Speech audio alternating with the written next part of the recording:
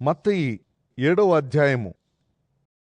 మీకు తీర్పు జరగకుండేలా ఇతరులకు తీర్పు తీర్చకండి. మీరు ఇతరులకు ఎలా తీర్పు తీరుస్తారో అలాగే మీకు తీర్పు జరుగుతుంది. మీరు ఏ కొలతతో కొలుస్తారో మీకు ఆ కొలతతోనే కొలవడం జరుగుతుంది. నీ కంటిలో దూలం గమనించుకోకుండా నీ సోదరుని కంటిలో నలుసు తేరి చూడడం ఎందుకు? నీ కంటిలో దూలం ఉన్నప్పుడు నీ సోదరునితో మీ కంటి నలుసును తీసివేయనియండి అంటావేం? కపట భక్తుడా, ముందుగా నీ కంటిలో నుంచి దూలం తీసివేసుకో. అప్పుడు నీ సోదరుని కంటి నలుసు తీసివేయడానికి తేటగా చూడగలుగుతావు. పవిత్రమైన దాన్ని కుక్కలకు పెట్టకండి. మీ ముత్యాలు పందుల ముందు వేయకండి.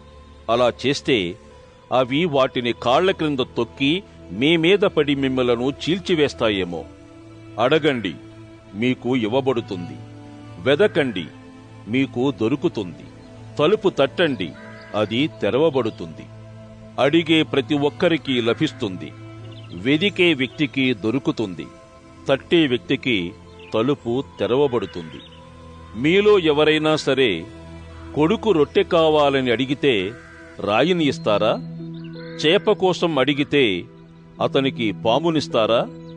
మీరు చెడ్డవారు అయినా మీ పిల్లలకు మంచివాటిని ఇవ్వాలన్న సంగతి తెలుసునే.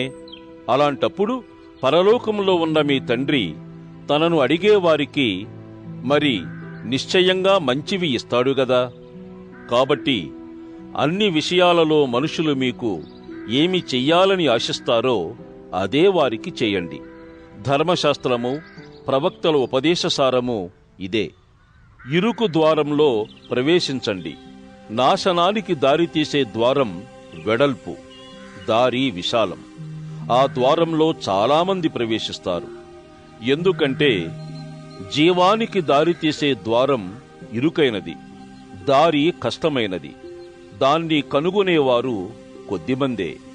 కపట ప్రవక్తల విషయం జాగ్రత్త. వారు గొర్రెతోలు కప్పుకొని మీ దగ్గరకు వస్తారుగాని లోలోపల వారు క్రూరమైన తోడేళ్లు. వారి ఫలాలను బట్టి మీరు వారిని గుర్తిస్తారు. ముళ్ల పొదలలో ద్రాక్ష పండ్లు, పల్లెరు చెట్లలో అంజూరు పండ్లు మనుషులు కోస్తారా? ఈ విధంగా ప్రతి మంచి చెట్టుకు మంచి పండ్లు కాస్తాయి గదా.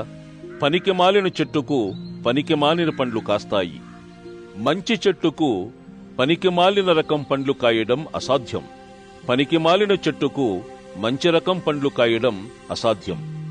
మంచి పండ్లు కాయని ప్రతి చెట్టును నరికి అగ్నిలో పారవేయడం జరుగుతుంది. ఈ విధంగా మీరు వారి ఫలాలను బట్టి వారిని గుర్తిస్తారు. నన్ను ప్రభు ప్రభు అనే ప్రతి ఒక్కరూ పరలోక రాజ్యంలో ప్రవేశించరు. పరలోకంలో ఉన్న నా తండ్రి ఇష్టప్రకారం చేసేవారే ప్రవేశిస్తారు. ఆ రోజున చాలామంది నాతో ఇలా అంటారు, ప్రభూ ప్రభూ, మేము నీ పేర ప్రవక్తలుగా ప్రకటించలేదా? నీ పేర దయ్యాలను వెళ్ళగొట్టలేదా? నీ పేర అనేక అద్భుతాలు చేయలేదా?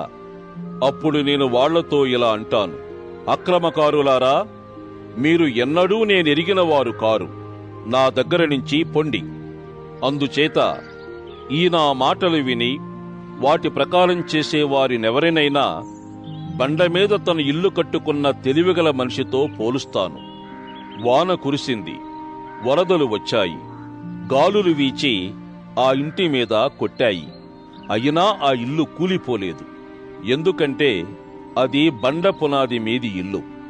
కాని ఈ నా మాటలు విని వాటి ప్రకారం చేయని ప్రతి ఒక్కరూ ఇసుక మీద ఇల్లు కట్టుకునే తెలివిలేని మనిషిలాగా ఉంటారు. వాన కురిసింది, వరదలు వచ్చాయి, గాలులు వీచి ఆ ఇంటి మీద కొట్టాయి. ఆ ఇల్లు కూలిపోయింది. దాని పతనం గొప్పది.